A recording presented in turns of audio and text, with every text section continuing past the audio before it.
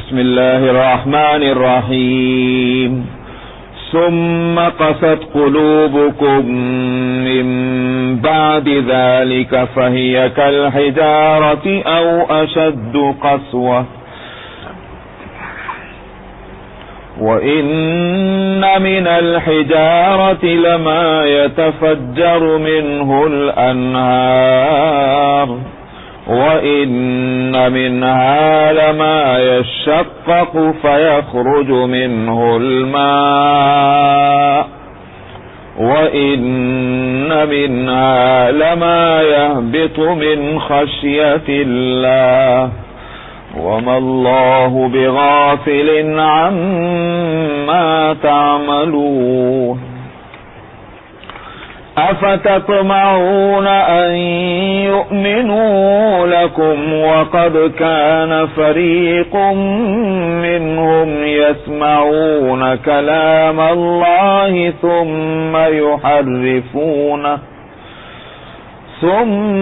يحرفونه من بعد ما عقلوه وهم يعلمون وَإِذَا لَقُوا الَّذِينَ آمَنُوا قَالُوا آمَنَّا وَإِذَا خَلَا بَعْضُهُمْ إِلَى بَعْضٍ قَالُوا أَتُحَدِّثُونَهُم بِمَا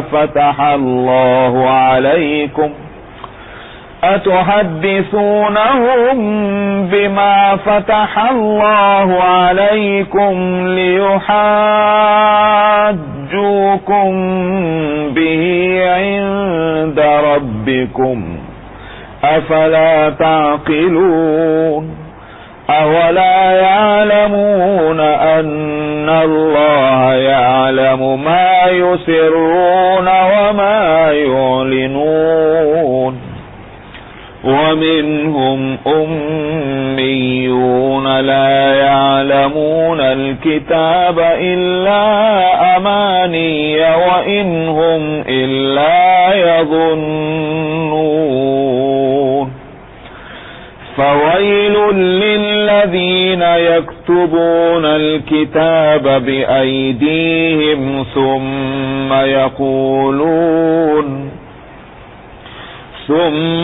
يقولون هذا من عند الله ليشتروا به ثمنا قليلا فويل لهم مما كتبت أيديهم وويل لهم مما يكسبون وقالوا لن تمسنا النار إلا أياما معدودة قل أتخذتم عند الله عهدا فلن يخلف الله عهده أم تقولون على الله ما لا تعلمون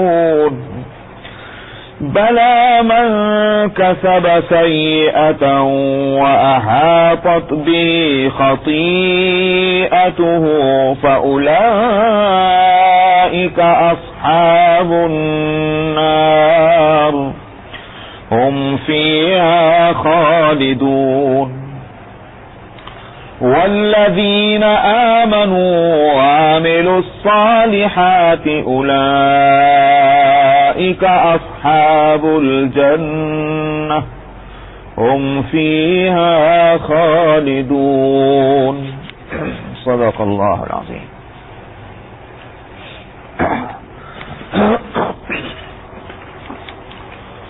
گزشتہ آیتوں میں ذبح بقرہ کا واقعہ آیا. گائے کو ذبح کرنے کا حکم ملا تھا اور اسی وجہ سے کہ لفظ بقرہ اس میں آیا ہے اور اس کا تذکرہ ہے. اس سورت کا نام بھی سورہ بقرہ ہے. اس کے بعد والی آیت 72 میں اور 73 والی آیت میں اس ذبح بقرہ کا حکم کیوں دیا گیا تھا اس کی وجہ بتلائی تھی، اور وجہ یہ تھی کہ قتل ہو گیا تھا، اور جو قتل ہوا تھا وہ آدمی تھا مالدار، اور اپنی برادری میں اور قوم میں، قبیلے میں، مطلب یہ کہ جانا پہچانا تھا، اس کی ایک حیثیت تھی۔ بعض مفسرین یہ لکھ رہے ہیں کہ اس کے قریبی عزیز نے، اس کا بھتیجا تھا جو بھی تھا، اس نے اس کو قتل کیا تھا مال کے لالچ میں، یہ جلدی مر جائے تو اس کا مال مجھے مل جائے گا۔ لیکن اس نے ظاہر ہے کہ جو اس طرح کا قاتل ہوگا وہ قتل کو علیہ اعلان کہاں کرے گا، وہ تو چھپائے گا، مال کہاں سے ملے گا اگر وہ ظاہر کر دے کہ میں نے قتل کیا۔ اس واسطے اس نے ایسی طرح سے قتل کیا کہ قاتل کا پتہ ہی نہ چلا، کیونکہ وہ آدمی اپنی برادری میں جانا پہچانا تھا، تو اب برادری کے لوگ جو ہیں وہ پریشان ہوئے کس نے قتل کیا کس نے کیا، اور وہ ملا کہاں، اس کی لاش ملی دوسرے گاؤں کے کھیتوں میں، وہاں جا کے ڈالیا۔ تو اس گاؤں کے لوگوں نے جس میں وہ رہتا تھا وہ اس گاؤں والوں کے ذمہ الزام لگانا شروع جھگڑا ہے کہ بڑھتا چلا جا رہا ہے۔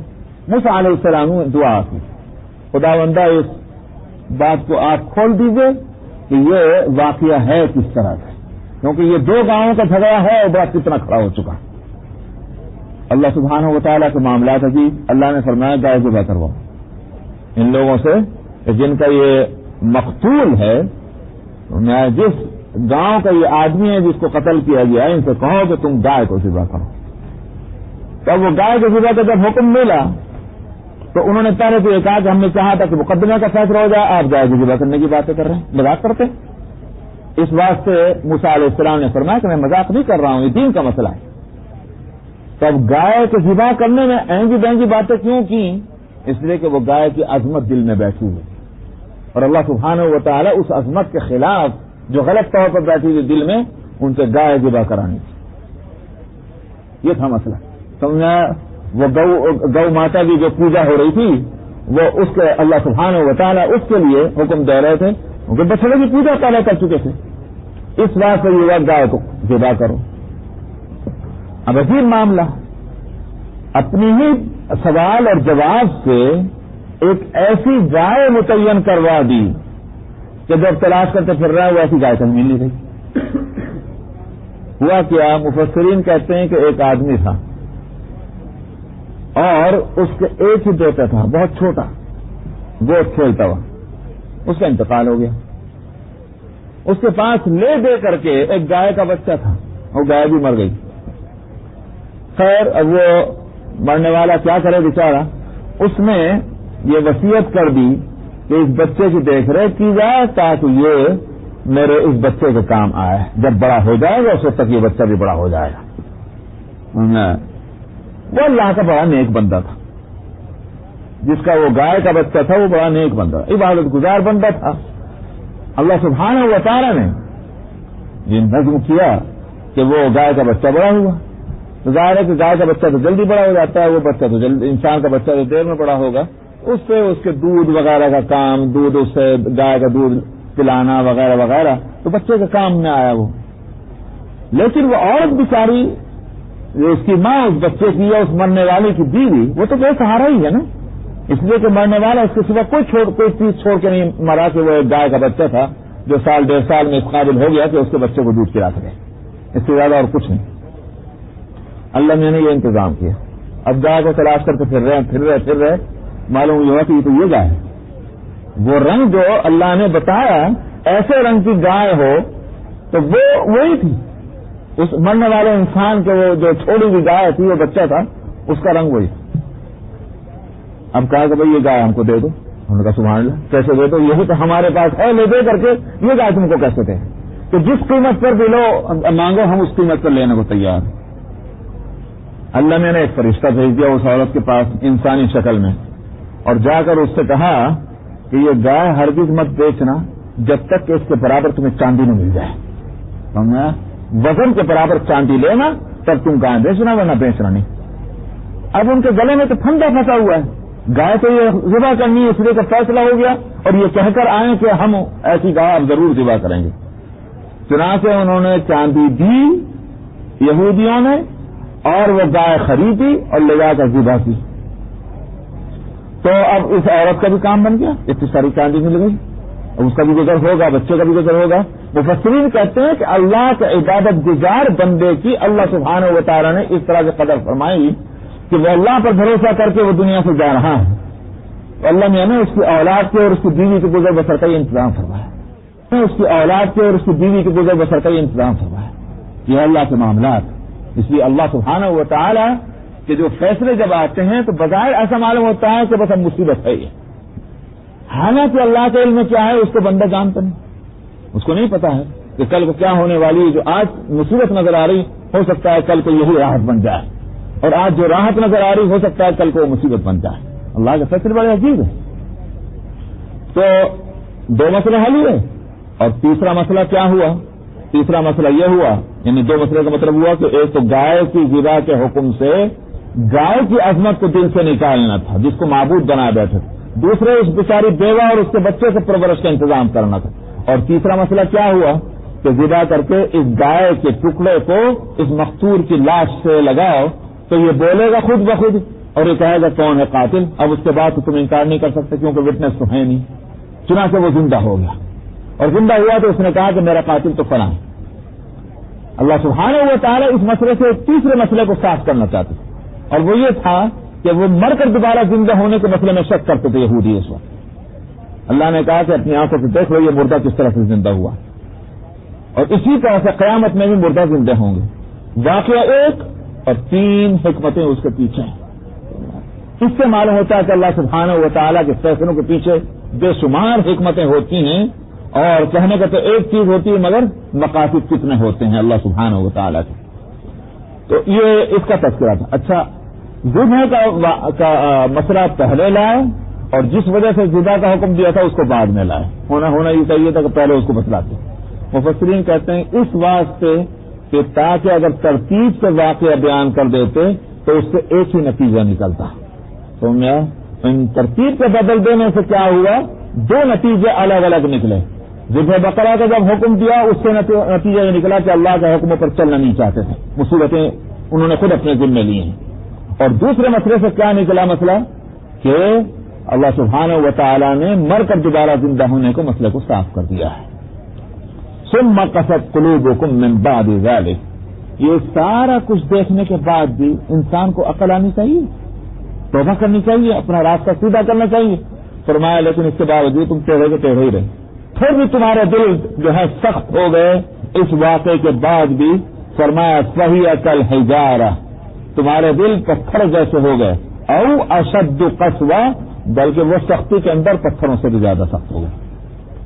کہنے کو تو یہ شاعری معلوم ہوتی ہے کہ دل کو کہا گیا پتھر جیسے ہو گئے, بلکہ فرمایا پتھروں سے بھی زیادہ سخت ہو گئے.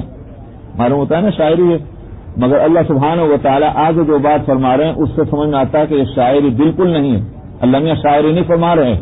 شاعری کا مطلب کیا ہے؟ مبالغہ. مبالغہ نہیں بلکہ یہ حقیقت ہے. انسان کے ایک ایسے مرحلے پر پہنچ جاتا ہے کہ اس کا دل, میڈیکل سائنس کی روح سے تو دل ویسے ہی ہے, میرا بھی اور آپ کا بھی, نیک انسان کا بھی بد انسان کا بھی, کہ اس کا کام تو بلڈ پمپ کرنے کا ہے. ہر انسان کا دل جو ہے بس اتنا ہی کام کرتا ہے. تو لہٰذا ان سے کیا کہیے جا کر کے کہ یہ اس انسان کا دل پتھر جیسا ہے یا اس انسان کا دل جو ہے پھول جیسا ہے, وہ اس کو کیا بتلائیں گے میڈیکل سائنس والے کو. لیکن اللہ سبحانہ و تعالیٰ جو بات فرما رہے ہیں اس سے یہ حقیقت کھلتی ہے کہ ایک مرحلہ ایسا آتا ہے انسان کا دل واقعی جو ہے وہ پتھر سے زیادہ سخت ہے. آگے فرماتے ہیں وَإِنَّ مِنَ الْحِجَارَةِ لَمَا يَتَفَجَّرُ مِنْهُ الْأَنْهَارُ. آخر کچھ پتھر کی چٹانیں ایسی بھی تو ہیں کہ جس سے نہریں بہتی ہیں. سمجھ میں آیا؟ چشمے پھوٹتے ہیں اور نتیجہ اس کا یہ ہے کہ دریا بہ رہے ہیں اور وہ خوشکین ہونے پا رہے ہیں کہ نہیں ایسی چٹانیں. اچھا شاید معلوم ہوا ایسے پتھر ہیں کہ جس سے نہریں نکلتی ہیں. معلوم ہوا کہ انسان کے کچھ دل ایسے بھی ہوتے ہیں کہ جو ان سے بڑا فیضان ہوتا ہے. ہر انسان کو اس کا فائدہ ہے. غریب کی مدد کرنا, بیماروں کی تیمارداری کرنا, اور اسی طرح سے پریشان حالوں کی پریشانیوں میں کام آنا, بہت فائدہ ان کی ذات سے پہنچتا ہے.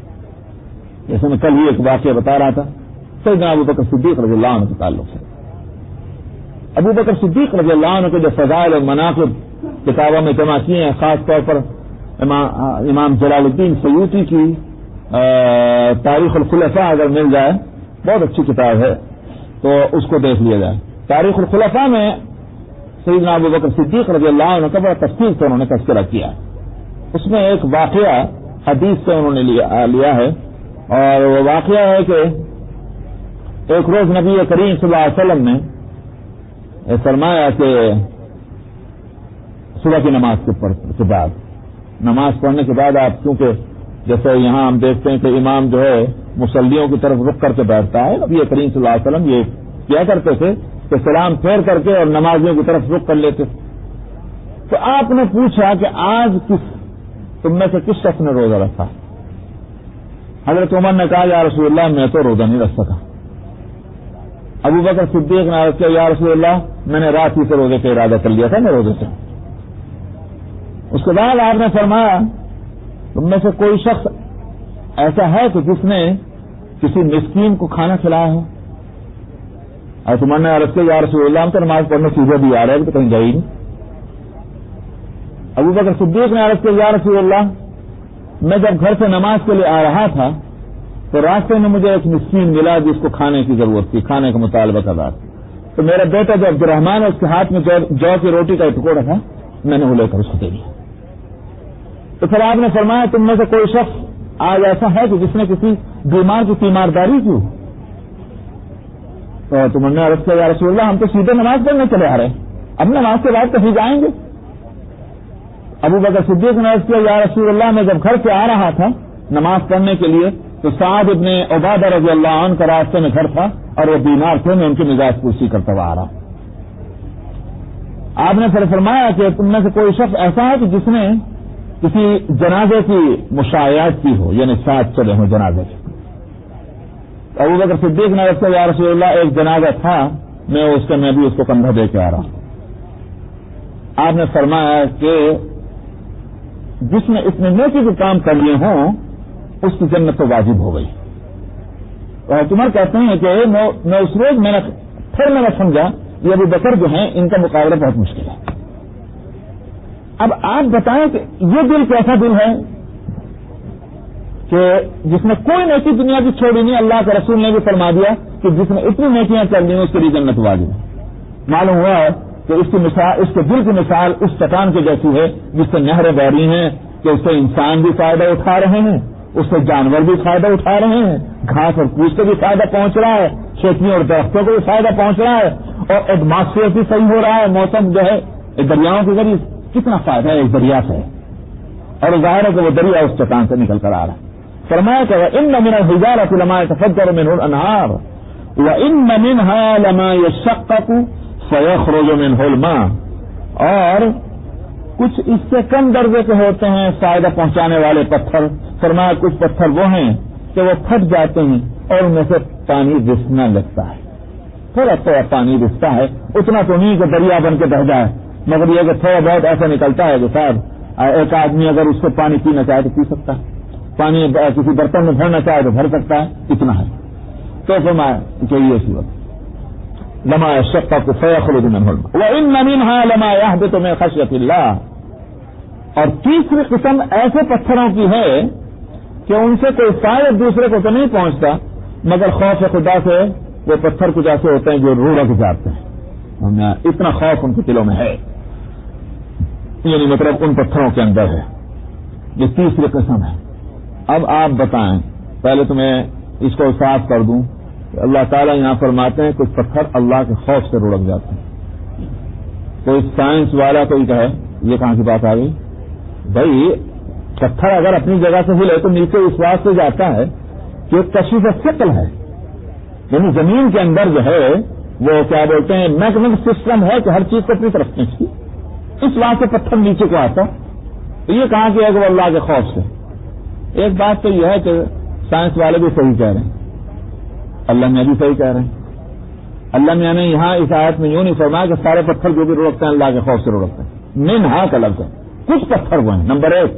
نمبر 2 جو ہے وہ یہ ہے کہ سائنس جو ہے وہ بحث کرتی ہے اسباب ظاہرہ سے، ظاہری اسباب کیا ہیں، اور اللہ سبحانہ و تعالیٰ جو کچھ یہاں خبر دے رہے ہیں وہ اس کا باطنی سبب ہے. سمجھ میں آیا؟ مان لیجیے تھوڑی دیر کے واسطے کہ ایک شخص بیمار ہوا، ایک مسلمان کہتا ہے بھائی اللہ نے کا فیصلہ یہی تھا بیمار ہونا کا، بیمار ہو گیا، یا کسی آدمی کا انتقال ہو گیا، ہم کیا کہتے ہیں بھائی اللہ نے اس کی عمر اتنی لکھی تھی، مر گیا. لیکن میڈیکل سائنس کیا کہتی ہے؟ میڈیکل سائنس تو یہی کہے گی کہ فلانی بد پرہیزی کی وجہ سے بیمار ہوا، بیماری بڑھتی چلی گئی، علاج صحیح نہیں، وہ مر گیا. یہ گفتگو جو ہو رہی ہے ظاہری سبب سے ہو رہی ہے، ظاہری اسباب اس سے یہ ہوئے. اور جب ہم یہ کہتے ہیں کہ اللہ نے اس کی موت دے دی، وہ باطنی سبب ہے اس کا. تو دونوں میں کوئی ٹکراؤ نہیں ہے. تو کچھ جو پتھر گرتے ہیں باطنی سبب یہ ہے کہ اللہ کے خوف سے گرتے ہیں، اور ظاہری سبب یہ ہے کہ زمین اس کو اپنی طرف کھینچتی. اب میں عرض کر رہا تھا کہ جن یہودیوں کا یہاں تذکرہ ہے ان کا دل پتھروں سے زیادہ سخت ہوا کہ نہ ہوا؟ کیونکہ ادنا درجے کا پتھر کیا نکلا کہ جس کے اندر اتنا خوف خدا ہو کہ وہ اللہ کے ڈر سے وہ رک جائے، اپنی جگہ سے بھول جائے. لیکن ان کی تو حالت یہ ہے کہ ان کو کہا جاتا ہے کہ گائے ذبح کرو تو اینکی بینکی بات کرتے ہیں. جب ان سے کہا جاتا ہے کہ یہ کام کرو تورات پہ عمل کرو تو عمل نہیں کرتے. جب ان سے کہا جاتا ہے کہ گائے کی پوجا مت کرو تو اس کو نہیں مانتے. جب کہا جاتا ہے کہ آخرت پر یقین رکھو تو وہ اس میں عجیب عجیب قسم کے سوال کرتے ہیں. معلوم ہوا کہ ان کے دلوں کے اندر اتنا بھی خوف خدا نہیں ہے کہ یہ اپنی جگہ سے ان میں حرکت پیدا ہو جائے. تو ان کے دل پتھروں سے زیادہ سخت ہوئے کہ نہ ہوئے؟ معلوم ہوا کہ شاعری نہیں تھی، یہ ایک حقیقت. وَمَا اللَّهُ بِغَافِلٍ عَمَّا تَعْمَلُونَ، فرمایا اللہ غافل نہیں ہے ان باتوں سے، ان کاموں سے جو تم کرتے ہو. مطلب یہ کب تک دنیا میں یہ سارے تم یہ کر کے جیتے رہو گے، آخر ہمارے پاس آؤ گے اور تم کو ان کاموں کی سزا ملے گی. أَفَتَطْمَعُونَ أَن يُؤْمِنُوا لَكُمْ، یہاں سے مسلمانوں کو اس بات کا خطاب ہے. بات پہلے سمجھ لیجیے. بات یہ تھی کہ مدینہ منورہ میں یہودی رہتے تھے اور یہودی اہل کتاب تھے، اور اس کتاب کا جو علم ان کے پاس تھا اس کی روشنی میں یہ کہا کرتے تھے کہ نبی آخر الزمان آنے والے ہیں. کیونکہ اب تک کے جتنے انبیاء آئے تھے تو بنی اسرائیل کے علم میں یہ تھا کہ وہ اسرائیلی تھے. تو نبی آخر الزمان کے تعلق سے ان کا خیال یہ تھا کہ یہ ہماری پراپرٹی ہے، نبوت، لہذا وہ نبی آخر الزمان بھی ہم میں سے آئے گا. اس وقت یہ کہا کرتے تھے عرب والوں سے کہ تمہیں جو کچھ کرنا کرتے رہو، جب نبی آخر الزمان آئیں گے جب ہمیں تمہیں ایک ایک کا بدلہ ہم تم کو دیں گے، اس لیے کہ غلبہ ہمارا ہوگا. نبی آخر الزمان کے ساتھ ہم ہوں گے تو پورے زمین پر ہماری حکومت ہوگی، ہمارا اقتدار ہوگا، ہمارا غلبہ ہوگا، ہم تمہاری حرکتوں کی سزا اس وقت دیں گے. یہ تھی وہ صورت کہ جو یہودی کہتے رہتے تھے اور عرب کے لوگ اس بات کو سنتے تھے. چنانچہ جب نبی کریم صلی اللہ علیہ وسلم کی بعثت ہوئی اور آپ مدینہ منورہ میں تشریف لے آئے تو جتنے مدینے کے لوگ تھے وہ دوڑ دوڑ کر ایمان لے آئے، اس لیے کہ ان کا علم میں تھا کہ نبی آخر الزمان آنے والے ہیں اور ایسے ہوں گے. تو مدینے والوں نے سوچا کہ پہلے جا کر ایمان لے آؤ، کہیں ایسا نہ ہو کہ یہودی پہلے ایمان لے آئے اور ہم ایمان نہ لائے تو پھر ہم پر غالب آ جائیں گے. ایمان لے آئے. لانے کے بعد ان کو خیال یہ تھا کہ بھائی یہودی بھی تو دوڑیں گے ایمان لانے کے واسطے، مگر یہودی نہیں دوڑے، بالکل نہیں چلے، ایمان لانے میں پیچھے رہے. کیوں رہے پیچھے؟ اس لیے کہ ان کے اپنے خیال کے برخلاف نبی آخر الزمان صلی اللہ علیہ وسلم کن میں ہوئے؟ بنو اسماعیل میں ہوئے، بنو اسحاق میں سے نہیں تھے. یہاں سے ان کو حسد کی آگ ان میں جلی. یہ کیا ہوا کہ ہم جن کا انتظار کر رہے تھے، جن کی اطلاعات ہم دیتے چلے آ رہے تھے، یہ تو عربوں میں سے ہو گئے، ہم میں سے نہ ہوئے. یہاں سے ان کا حسد ہوا اور اس لیے وہ مومن نہ بنے اور اسلام انہوں نے قبول نہیں کیا. تو اب یہاں مسلمانوں کو کہا جا رہا ہے کہ تم تو یہ توقع کرتے ہو کہ یہ آئے آ کر، کیونکہ تم کو خود یہ اطلاع دیتے تھے کہ نبی آخر الزمان آنے والے ہیں، آج تم اس بات کی امید رکھتے ہو کہ یہ آئیں گے مومن بن جائیں گے. تمہارا یہ امید رکھنا، تمہارا یہ لالچ رکھنا غلط ہے، اس واسطے کہ یہ صدیوں سے ان کی حالتیں یہ چلی آتی ہیں. ان کے دل پتھروں سے زیادہ سخت ہو چکے ہیں، ان کے اندر خوف خدا نہیں رہا. اس بات سے کہاں بھی توقع کی جا سکتی ہے کہ یہ آگے بڑھیں گے اور ایمان لے آئیں گے. فرمایا أَفَتَطْمَعُونَ أَن يُؤْمِنُوا لَكُمْ، کیا تم اس بات کی لالچ رکھتے ہو کہ یہ تمہاری وجہ سے ایمان لے آئیں گے؟ وَقَدْ كَانَ فَرِيقٌ مِّنْهُمْ، حالانکہ ان میں سے ایک جماعت وہ رہی ہے کہ جنہوں نے اللہ کی بات کو سنا ہے اور اس کو سمجھ لینے کے بعد پھر اس کو بدل ڈالا۔ دیکھیے ایک بات تو یہ سمجھیے کہ یہ کون سے واقعے کا تذکرہ ہے، یسمعون کلام اللہ۔ یاد ہوگا میں نے پچھلے ہفتے یہ بتلایا تھا کہ ان کو 70 آدمیوں کو منتخب کر کے بلایا گیا تھا کوہ طور پر، اور اللہ میاں نے ان سے کلام کیا تھا کہ موسیٰ میرے مقرر کیے ہوئے نبی ہیں، تورات میری دیوی کتاب ہے، اس پر تم عمل کرنا۔ جب وہاں سے واپس آئے تو واپس آ کر انہوں نے بتلایا کیا، رپورٹ کیا دی؟ رپورٹ یہ دی کہ ہم سن کے آ رہے ہیں اللہ میاں کی بات، اللہ میاں نے کہا کہ کتاب تو میری دیوی ہے، مگر یہ کہ اگر تم سے عمل ہو سکے تو اس پر عمل کر لینا۔ یہودیوں نے کہا ہم سے عمل ہی نہیں ہوتا، تو ایک تو مشکل کتاب ہے، ہم سے نہیں عمل ہوتا۔ ہو گئی بات، تو بات سمجھنے کے بعد انہوں نے بدلا ہے، اللہ کی بات میں تحریف کی ہے، تبدیلی کی ہے، چینجنگ کی ہے۔ ایک تو یہ ہوئی بات، کیونکہ لفظ کلام لائیں، اور کلام جو ہے وہ تورات کو نہیں کہا جاتا، انجیل کو نہیں کہا جاتا، کیونکہ وہ کتاب اللہ ہے۔ کلام اس کو کہتے ہیں کہ جو بولنے والے کے منہ سے نکلے، اور کتاب اس کو کہتے ہیں جو لکھنے والے نے لکھی ہے۔ تو تورات اور انجیل کتاب اللہ ہے، کلام اللہ نہیں۔ قرآن کتاب اللہ بھی ہے، کلام اللہ بھی ہے۔ کیوں کتاب اللہ؟ تو اس لحاظ سے ہے کہ اللہ سبحانہ و تعالی نے، جیسا کہ حدیث میں آتا ہے کہ قلم کو سب سے پہلے پیدا کیا، اور اس قلم کو حکم دیا کہ لکھ، اور اس نے کتاب اللہ کی، قرآن کی کتابت کی، اور اسی کی نقلیں جو ہیں وہ فرشتوں کو دی گئی ہیں کہ وہی کہ جا کر جتنا حصہ اس کا بھیجنا تھا دنیا میں تو وہ فرشتہ لے کر آ جاتا تھا اتنا حصہ، لیکن اللہ نے وہ پہلے ہی لکھوا دیا لوح محفوظ میں۔ اس طرح سے تو وہ کتاب بن گئی۔ اور کلام اس لحاظ سے ہے کہ حدیث میں آتا ہے کہ جب اللہ نے آسمان اور زمینوں کو، جو بھی کچھ نہیں تھا اس وقت، سب سے پہلے فرشتوں کو پیدا کیا، اور اس وقت اللہ سبحانہ و تعالیٰ نے قرآن شریف کی کچھ سورتوں کی تلاوت کی، اور فرشتوں نے اس کو سنا، اور فرشتوں نے سننے کے بعد مبارکباد دی تھی کہ مبارک ہیں وہ لوگ جن پر یہ قرآن، یہ کلام اترے گا، اور مبارک ہیں وہ سینے کہ جن میں یہ محفوظ ہوگا، اور مبارک ہیں وہ زبانیں کہ جو اس کو پڑھیں گی۔ تو سب کچھ پیدا کرنے سے پہلے اللہ نے پڑھا اور پھر قلم پیدا کر کے اس سے لکھوایا۔ تو یہ کلام اللہ بھی ہے، یہ کتاب اللہ بھی ہے، یہ قرآن کی خصوصیت ہے۔ اسی لیے کنز العمال علی متقی کی جو جمع کی ہوئی حدیث کی کتاب ہے، اور حیدرآباد کو اس بات کا شرف حاصل ہے تو سب سے پہلے یہ کتاب طبع ہوئی حیدرآباد میں دائرۃ المعارف کے تحت، اس کے بعد اب عرب ملکوں میں شائع ہوئی ہے۔ 9ویں صدی کے 10ویں صدی کے ہیں یہ علی متقی، 10ویں صدی یہ دور ہے اکبر کا، 10ویں صدی، ہاں بالکل شروع کا دور، تو یہ جہانگیر اکبر کا یا جہانگیر کا دور ہے جس میں علی متقی ہوئے ہیں، مغربی علاقے میں پیدا ہوئے ہندوستان کے، اور انہوں نے احادیث کو جمع کیا کنز العمال کی صورت میں۔ کنز العمال میں ایک حدیث ہے کہ القرآن کلام اللہ وخرج منہ، قرآن اللہ کا کلام ہے اور اللہ کے اندر سے نکل کر آیا ہے۔ تو کلام کہتے ہی اس کو ہیں کہ بولنے والے کے اندر سے آیا ہے۔ تو تورات جو ہے وہ کلام اللہ نہیں ہے، وہ کتاب اللہ ہے۔ انجیل کلام اللہ نہیں، وہ کتاب اللہ ہے۔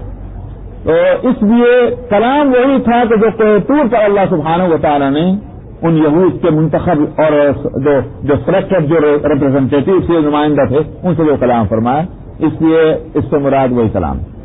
بعض مفسرین کہتے ہیں کہ تورات مراد ہے، مگر مجازن اس کو کلام کہا گیا۔ جیسے مثال کے طور پر ایک شاعر شعر لکھتا ہے اور آپ کہتے ہیں بھائی یہ فلاں شاعر کا کلام، حالانکہ آپ کو کیا معلوم کہ اس نے پڑھا تھا کہ نہیں پڑھا تھا، اس نے لکھا تھا، ہمارے سامنے تو لکھا ہوا ہے، مگر آپ مجازن لکھی ہوئی چیز کو بھی کلام کہہ دیتے ہیں۔ اسی طرح سے تورات کو مجازن کلام اللہ کہا گیا ہے، اور حقیقتاً تو وہ کتاب اللہ ہے، اور کتاب اس میں بھی تحریف کی، تورات کو بدل ڈالا بالکل سرے سے، اس میں وہ سارے احکام ہے ہی نہیں جو اللہ نے اتارے تھے۔ تو فرمایا کہ جو اتنے بدبخت قسم کے لوگ ہوں اور اتنے سرکش کہ اللہ کے کلام کو بدل ڈالیں، ان سے کیا توقع کی جا سکتی ہے کہ وہ آج آئیں گے اور آ کر کے محمد صلی اللہ علیہ وسلم پر ایمان لائیں۔ چنانچہ نبی کریم صلی اللہ علیہ وسلم کے تعلق سے پچھلی کتابوں میں لکھا کیا تھا؟ اس میں لکھا تھا خوبصورت ہوں گے اور بال گھونگریالے ہوں گے اور میانہ قد ہوگا، درمیانی قد ہوگا آپ کا، اور سفید رنگ کے ہوں گے. یہ ساری بات اس نے کی.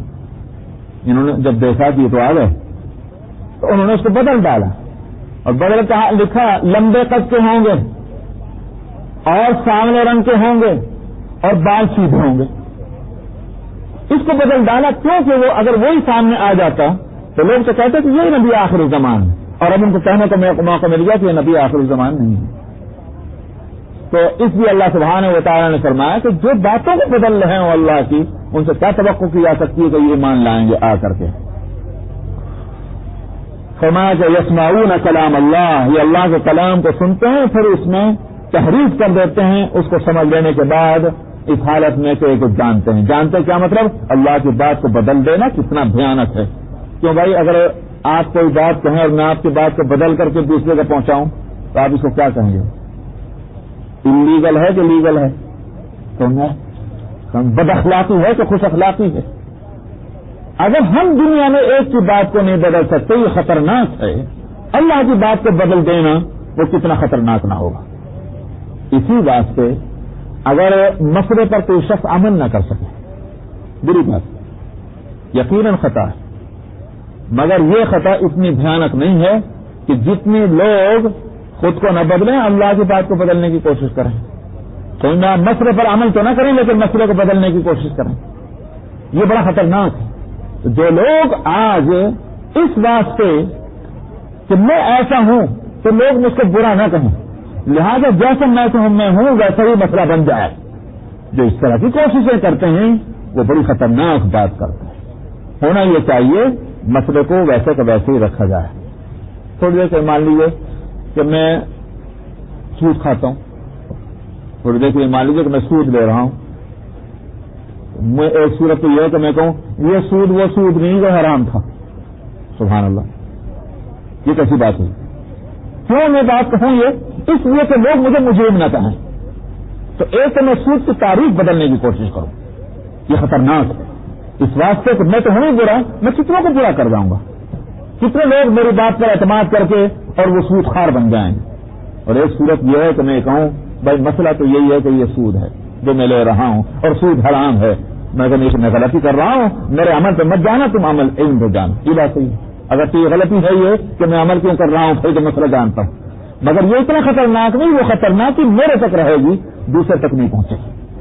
تو اس لیے مسئلے کو نہ بدلا جائے، مسئلوں کو محفوظ رکھا جائے، اور عمل چاہے ہمارا کچھ بھی ہو، اگر عمل صحیح ہے بہت اچھی بات ہے، عمل غلط ہے تو اس کی آج نہیں تو کل کو اصلاح ہو جائے گی. اللہ چاہے تو معاف فرما دیں، اللہ چاہے تو سزا دے دیں، مگر مسئلے کو بدلیں گے تو کتنا کے واسطے نقصان دہ ہو جائے گا. وَإِذَا لَقُوا الَّذِينَ آمَنُوا قَالُوا آمَنَّا، فرمایا کہ یہ لوگ جب ان سے ملتے ہیں تو ایمان لے آئے. معلوم ہوا کہ ان یہودیوں میں بھی مختلف قسم کے لوگ تھے. ایک تو وہ ایمان نہ لانے والے تھے، بیٹھے رہ گئے، بدل دیا اللہ کی بات کو.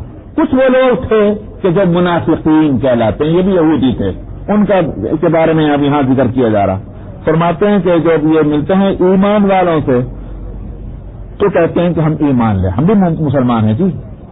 وَإِذَا خَلَا بَعْضُهُمْ إِلَىٰ بَعْضٍ، اور جب ان میں سے بعض خلوت میں تنہائی میں بعض کے پاس جا کر ملتے ہیں اور وہ ان سے کہتے ہیں کہ بدبخت ہو، تم نے جا کر کے وہاں ایسی باتیں کہہ دی ہیں.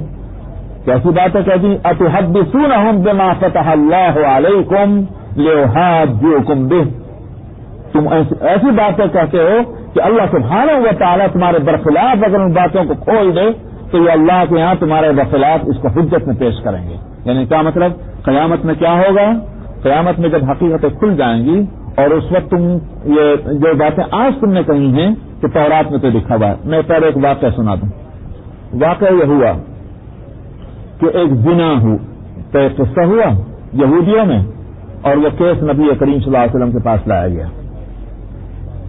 یا رسول اللہ کہ اس کا فیصلہ فرما دیجیے. وہ تو رسول اللہ نہیں کہتے تھے، وہ تو محمد ہی کہتے تھے. یا محمد کیوں؟ اس واسطے وہ مسلمان نہیں تھے، یہودیوں کا قصہ تھا. آپ کے پاس کیوں لے کر آئے اس واقعے کو؟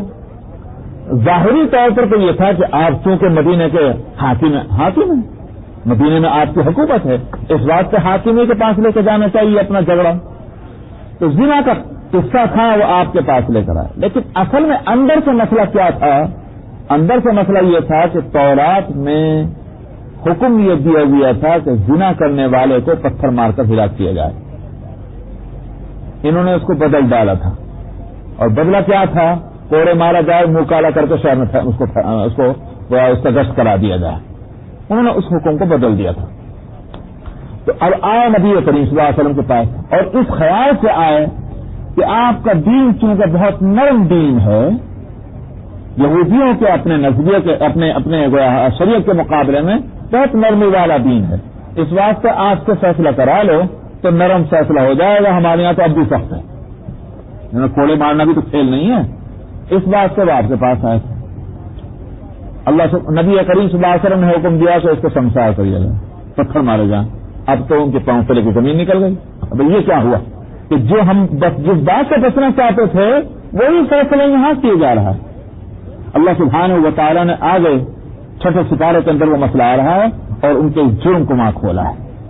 یہ اتنے سرکش لوگ ہیں کہ کس واسطے آپ کے پاس یہ فیصلہ کرانے کے واسطے آتے ہیں. وہاں چھٹے ستارے کے اندر اس مسئلے کو کھولا سورہ مائدہ کے اندر، اور وہاں ان پر لتاڑ ڈالی. تو اس طرح کا واقعہ ہونے کی وجہ سے کیا ہوتا تھا؟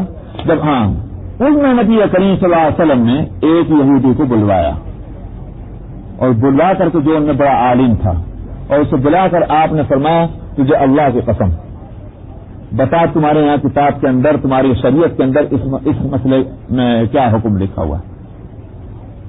اس میں وہ عالم تھا یہودیوں میں، اس نے کہا کہ آپ نے اللہ کی قسم مجھے دے دی ہے، اس بات تو مجھے اب سچ بولنا پڑے گا. ہماری شریعت کے اندر اصل مسئلہ جو ہے وہ سنسار کرنے کا تھا. اس پر یہودی بہت بوکھلا ہے. فرمایا کہ قالوا اتحدثونہم، یہ یوں کہتے ہیں کہ تم ان کو ایسی بات بتلا دیتے ہو کہ جب وہ اللہ سبحانہ و تعالیٰ تمہارے اوپر اس واقعے کو کھولے گا تو یہ تمہارے برخلاف حجت پیش کریں گے. میں افلا تعقلون، تمہیں اتنی بھی عقل نہیں؟ کم سے کم اپنے خلاف تو باتیں مت بتا کر جا کر مسلمانوں کو. اولا یعلمون ان اللہ یعلم ما یسرون وما یعلنون، معلوم ہے یہ بھی سرکشی کی بات ہے. کیوں؟ اس واسطے کہ کیا انہوں نے یہ سمجھا کہ جو کچھ یہ بتلائیں گے اللہ کو اتنا ہی معلوم ہوگا، اور اگر یہ نہ بتلائیں تو اللہ کو کچھ پتہ نہ چلے. اولا یعلمون، کیا یہ نہیں جانتے کہ اللہ کو خوب معلوم ہے جس بات کو یہ چھپاتے ہوں یا جس بات کو یہ ظاہر کرتے ہیں. یہ نہیں یہ بتلائیں گے تب بھی جو کچھ ان کے دلوں کے اندر فطور ہے اللہ اس سے باخبر ہے، اور اس کی وہ سزا اللہ سبحانہ و تعالیٰ قیامت میں دیں گے. یہاں جرم بتایا گیا ان کا جو اہل علم ہے، جو ان کے پوپ پادری ہیں، لیکن دوسرا طبقہ ہے ان میں ان پڑھ لوگوں کا، جو جاہل ہیں، جو فالوورس ہیں ان کے، اور وہی دراصل یہ حرکت کر رہے تھے کہ یہاں کچھ وہاں کچھ. تو فرماتے ہیں کہ وَمِنْهُمْ أُمِّيُّونَ، یوں کہیے کہ تحریف کا جرم کی نشاندہی کی گئی کہ یہ لوگ بڑے مجرم ہیں کہ انہوں نے کتاب اللہ کے اندر تحریف کر دی. لیکن ظاہر ہے کہ تحریف کرنا کس کا کام ہے؟ جاہلوں کا. جاہل تھوڑی تحریف کرتے ہیں، وہ تو عالموں کا کام ہے، علم والے تحریف کرتے ہیں. تو اس لیے یہ ہو سکتا تھا کہ جاہل یہ کہتے ہیں کہ ٹھیک ہے بھائی جو کچھ الا بلا ہے انہیں مولویوں کے ساتھ ہماری کوئی جان چھٹی، اس لیے ہم نے تو یہ حرکت کی نہیں. ان کو فرما رہے ہیں وَمِنْهُمْ أُمِّيُّونَ لَا يَعْلَمُونَ الْكِتَابَ إِلَّا أَمَانِيَّ وَإِنْهُمْ إِلَّا يَظُنُّونَ. ان میں ایک جماعت دوسری ان پڑھ لوگوں کی ہے، یہ نہیں جانتے کتاب کو، یعنی مسئلہ مسائل ان کو معلوم نہیں ہے، کتاب پڑھ نہیں سکتے، بس ان کے پاس کچھ آرزویں ہیں، کچھ امیدیں ہیں. یوں ہی کہہ لیتے ہیں کہ بھائی ٹھیک ہے اللہ میاں تو بڑے کریم ہیں، بڑے رحیم ہیں، وہ تو بخش دیں گے، اس واسطے کہ ہمارا کیا قصور، ہمیں تو کوئی مسئلہ معلوم ہی نہیں. یہ ہے وہ امید ہے. اسی طرح سے ہم تو فلاں کے خاندان میں، فلاں کے خاندان میں ہمارے دادا سے اگر دادا جو گزرے ہیں، بڑے بزرگ گزرے ہیں، وہ بخشوا لیں گے، اللہ تو بڑے مہربان ہے، کوئی ہمیں تھوڑی سزا دیں گے. یہ ہے وہ امیدیں جو جاہلوں کے دلوں میں ہوا کرتی ہیں. الا امانیہ، تو کچھ آرزویں ہیں جو ان کے دلوں میں مچلتی رہتی ہیں. وَإِنْهُمْ إِلَّا يَظُنُّونَ، اور حقیقت یہ ہے کہ وہ امیدوں کی حقیقت اس کے سوا کچھ نہیں، کہ کچھ خیالات ہیں جنہوں نے اپنے دلوں میں پکا رکھے ہیں، اس کے سوا ان کی کوئی حقیقت نہیں، کوئی بنیاد نہیں. پھر ان لوگوں کا ذکر ہے فَوَيْلٌ لِّلَّذِينَ يَكْتُبُونَ الْكِتَابَ بِأَيْدِيهِمْ، کہ جو تحریف کرنے والے ہیں اہل علم، دراصل مجرم تو بڑے وہی ہیں اس لیے ان کو پھر دوبارہ کہہ رہے ہیں بربادی ہو ان لوگوں کی کہ جو لکھتے ہیں کتاب کو اپنے ہاتھوں ثم یقولون ھذا من عند اللہ لیشتروا بہ ثمنا قلیلا، پھر وہ یوں کہتے ہیں کہ یہی ہے وہ مسئلہ جو اللہ کے پاس سے آیا ہوا ہے، حالانکہ ایسا نہیں۔ اور کیوں ایسی حرکت کرتے ہیں؟ لیشتروا بہ ثمنا قلیلا، تاکہ وہ ایسا کہہ کر کے کچھ دنیا تھوڑی سی ان کو مل جائے۔ آپ کے مطلب کا مسئلہ آپ کو بتلا دیا تو $100-200 آپ سے لے لیے، آپ کے مطلب کا مسئلہ ہے تو آپ کو بتلا دیا اور کچھ آپ سے لے لیا۔ اگر آپ کے مطلب اور منشا کے خلاف بتلائیں تو کہاں کے پیسے آپ دیں گے صاحب؟ یہ ہے وہ دنیا خریدنا۔ تو مسائل جو ہے بدل دینا تاکہ دنیا اس کے بدلے میں حاصل ہو جائے۔ تو فَوَيْلٌ لَّهُم مِّمَّا كَتَبَتْ أَيْدِيهِمْ، بربادی ہو ان کے لیے اس وجہ سے کہ جو ان کے ہاتھوں نے لکھا، اور بربادی ہو ان کے لیے اس وجہ سے کہ جو کچھ انہوں نے کمایا۔ دو جرم، ایک جرم تحریف اور دوسرا جرم اس کے بدلے میں کمانا، دونوں کے واسطے ان کو بربادی اور دوہرا عذاب ان کو ملے۔